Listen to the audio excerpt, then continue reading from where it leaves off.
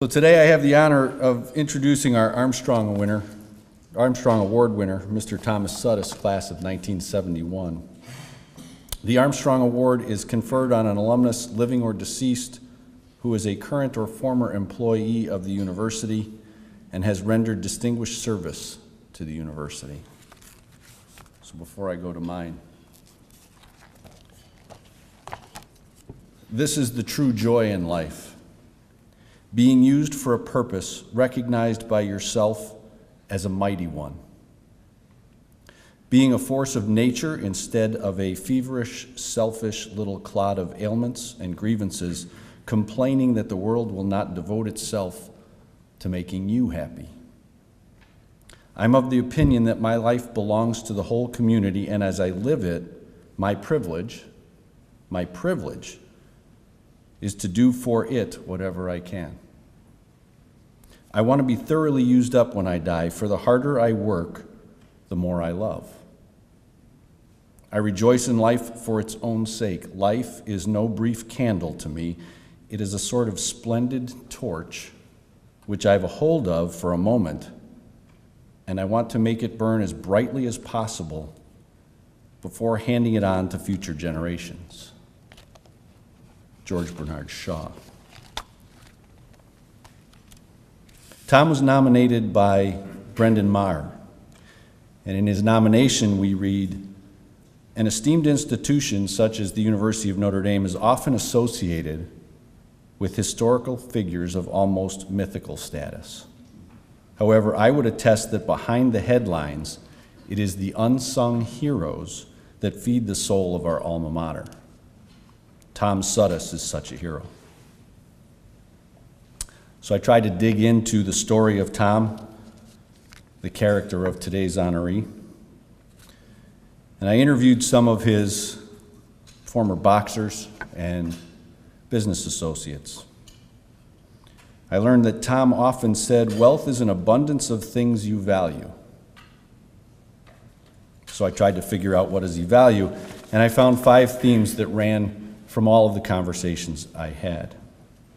Those who knew Tom professionally or as a student boxer suggested, number 1, it's important to be a good teammate. Number 2, be dependable and reliable. Number 3, speak through actions, not words, and leave a lasting legacy. Be graceful and act with dignity, and focus on the greater good. These messages are the golden thread that binds Tom with so many Notre Dame graduates across the planet. And when you start reading about him, Tom is one of a handful of people that could honestly say he knew hundreds of alumni from the last 50 years in each class. He was a major part of the Bengal Bouts and the women's Baraka Bouts throughout his life, sparring with every athlete and demanding nothing from others that he wouldn't do himself. Many remember him with one word: push-ups. It seems that 1,000 a day was not uncommon. In fact, was his lifetime routine pretty much all the way through. He was a 2-time welterweight champion. He refereed over 3,000 Bengal Bout fights. He served his country as an Army officer, and he was part of the Notre Dame Development Office for one of their early and large campaigns. He also founded a long series of companies, and through all of these various steps, Notre Dame was at the heart of what he did. From what I hear from some of his friends, there were a few visible signs of Notre Dame in his house. And we might be seeing him on Notre Dame Magazine or ESPN when they do the Man Cave series of Notre Dame homes. His infectious positivity, love of life, and dedication to family and friends, and his quest to leave the world a better place inspired many and embody what it means to fully live, love, and give of yourself. Throughout his crazy and eclectic life, Tom was anchored by his family, which is the centerpiece of his life, living on a 50-acre farm named Eagle Creek. He achieved much, but he was most proud of his nickname OG, the old guy, a name he gave himself when his first grandchild was born. So his message to us today must include: live like OG, believe that anything is possible, Live life fully. Every day, give. Your love, your spirit, your time and energy, resources, and counsel. Go on adventures. Invest in experiences and people over material possessions. Be a solution provider. Support and encourage those around you, and live a life that is creative, curious, and fun. Tom's business partner in Ohio shared with me that Tom kept a diary, and at important moments in other people's lives, he would share things from his journey and his experience that would have impact and make a difference. He told me that early in his Notre Dame career, he had an entry that said, "My life goal is to be one with Notre Dame." Further, Tom would often pass along Earl Nightingale's message, "We become what we think about." Well, the diary entry and his thoughts were clearly in alignment, and we hope today's award is one more token of Notre Dame's appreciation of his lifetime of giving back to us, and a further validation that his dreams indeed come true. We have a short video, and then I'll introduce his daughter.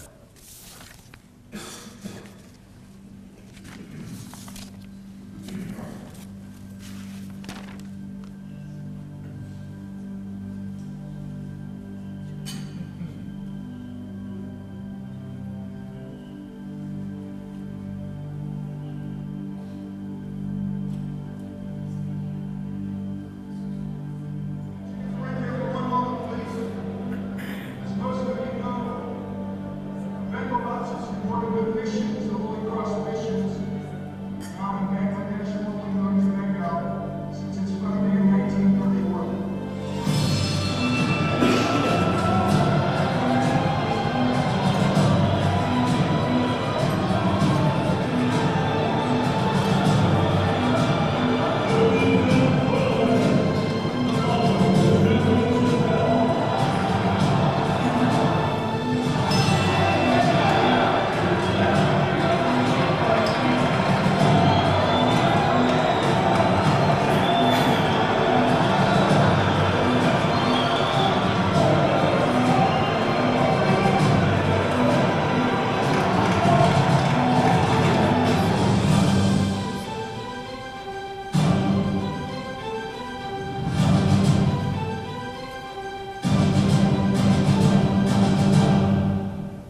Was so big on the training aspect of boxing, he actually encouraged and set this up for his football players.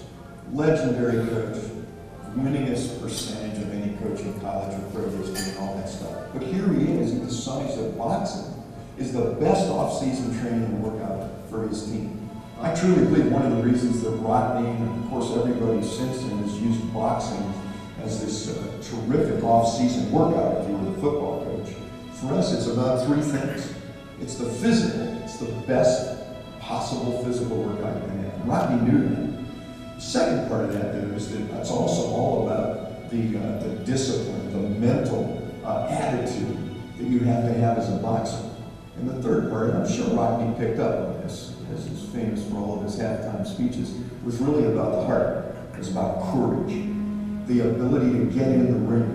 That's a tough thing to do, to step into that ring and know that you're real. We have a great line and a great saying for Bengal Bouts on a number of our shirts over it. No timeouts, no excuses, and no substitutions. In the very first year of the Bengal Bouts, they raised $300 at the smoker. Our financial impact now has grown to over $50,000 a year. We've raised over $1 million to send to the missions in Bangladesh. The number of boxers has grown from 18 boxers in 1931 to 62 boxers in 1971 to now handling over 250 men boxers, with over 200 of those boxers participating every year in the tournament. It's also a women's program now, which was begun 10 years ago, which now also has another 100 young women participating in their own program, with a tournament called the Bengal Bouts, which supports the missions in Africa.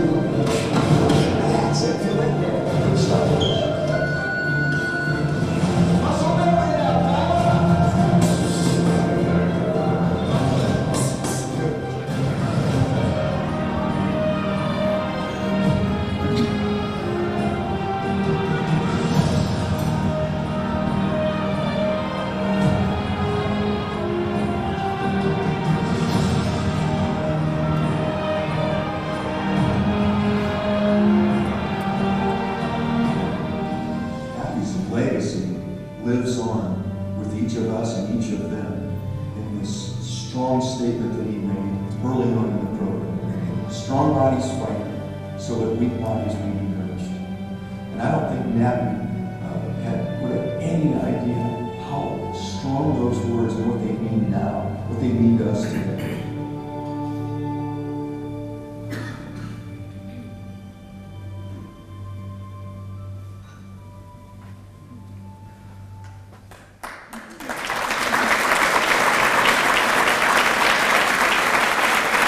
Accepting the award for her father, I introduce Carrie Daly.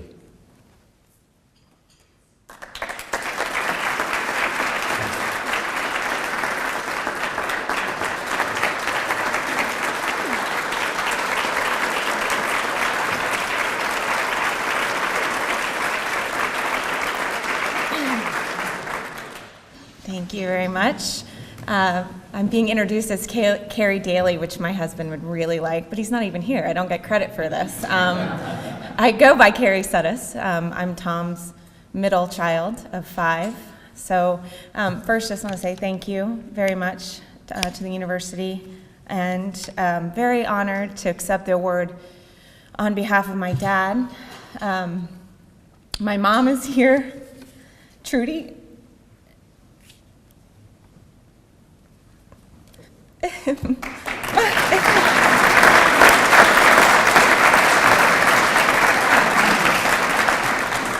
And then the person I'm going to blame for my tears, my sister, Shannon, is here also.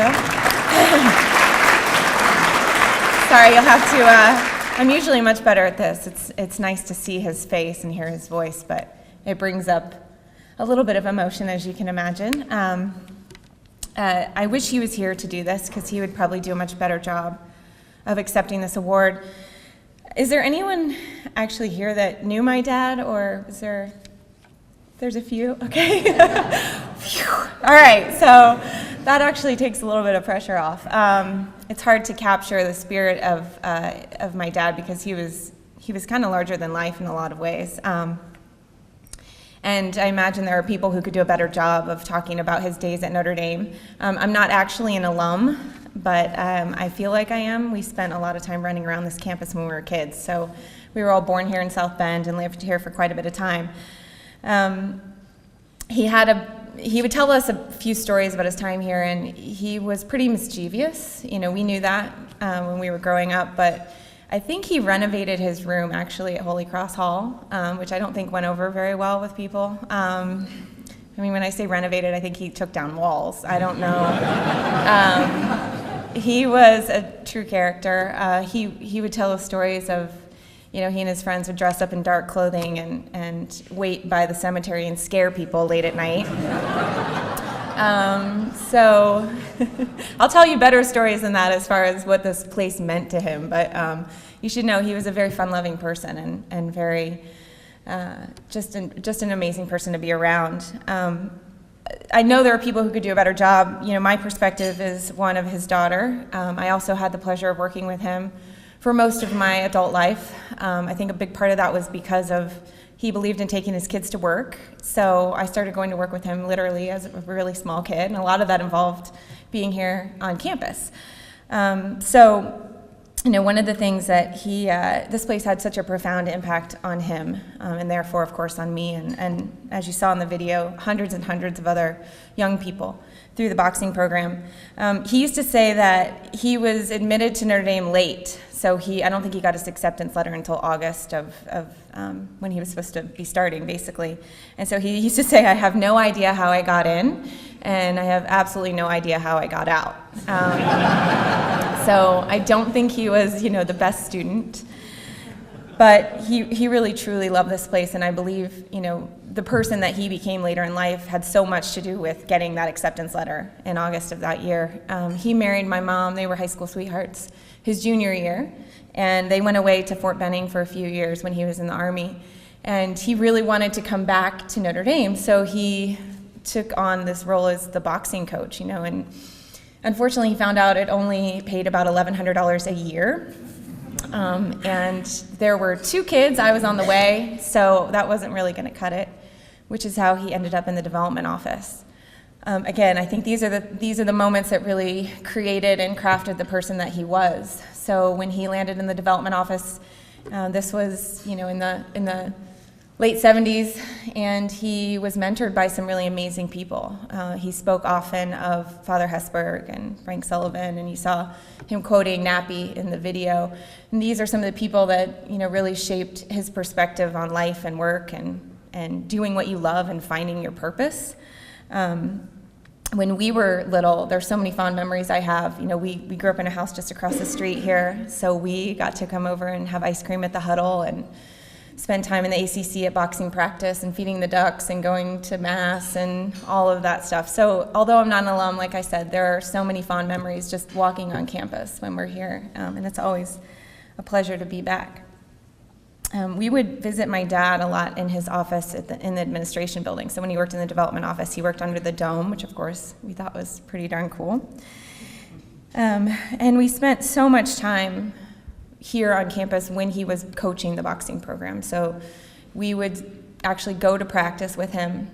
We, over the years, have had the pleasure of becoming family really with a lot of those boxers, people that he mentored and that have become friends of our family and who have remained an amazing support system for us throughout the last few years when he was sick. And that was a hard thing, I think, for a lot of them to see, and it really meant a lot to us of how many people came through to visit with him in that time. It's a true community, as you know. As someone who's worked with him, so I'm proud to continue his legacy. Our work, if you want to look it up, I'll tell you a little bit about some of the things that he's done, but I've heard so many countless stories of the time that he spent here and the folks that he was mentored by. But I think something that's so important, and being here and accepting this award and everyone talking about service, is he really found his vocation. He believed so much, and he worked in the development office, and he found his calling in life. I don't recall my dad sitting still very often. He was full of energy, but you can't really pick a better development officer than someone who can't sit still. This was the guy who he needed to be out. He needed to be talking to people. He needed to be telling the story of this amazing place and making sure that people knew about that profound impact that was happening here on the campus, the profound impact it had on his life. And he was the perfect person to be going out and doing that. So he found his place and his calling here, which is probably why he kept coming back. So even when he left to start his own business, one of many, he would continue to, for over 40 years, he would make the drive from Columbus, which is where our family eventually landed, and he would drive and he would coach the boxing program every single year as a volunteer, which is, again, pretty amazing, and I think speaks highly to how much he loved this place. So I wanted to just share, I have so many things I would say about my dad, but I think everything that he learned here when we talk about impact and legacy and things for all of us to take away is he went out from here and he had an enormous impact on the world, right? We know so many young people, and when they get an education like the one they get at Notre Dame, they're able to go out and actually leave this world a better place. So there's just a few things I want you to know about him and his legacy. And as we heard, he went by the nickname OG, the old guy. He was a husband, a father, a grandfather. He was a brother. When he became OG, though, he became OG to hundreds of kids. He was like this grandfather figure to a bunch of kids, and he treated everybody like family. So we always talk about living like OG. Did a good job talking about that. My dad, he raised over $1 billion for nonprofit organizations around the world. That's a big number. I'm very proud of him for that. In his field, he was a visionary and a maverick. This is somebody who was a one-of-a-kind motivator to thousands and thousands of nonprofit professionals around the world. This vision that he had, it's going to continue. And he was a coach and a mentor to thousands of Notre Dame boxers as well, as you saw in the video. I think one of the things that I hear from so many of them is that he really helped them find the best in themselves and really learn the importance of mental toughness, getting in that ring. And of course, he was very proud of the fact that they had raised so much money for the Holy Cross missions. And this is a fraternity, this boxing program, both the men's and women's, that will continue. And it's quite a legacy. I'm very, very proud of him. To the dozens of young people he mentored, including me, he instilled values of family first.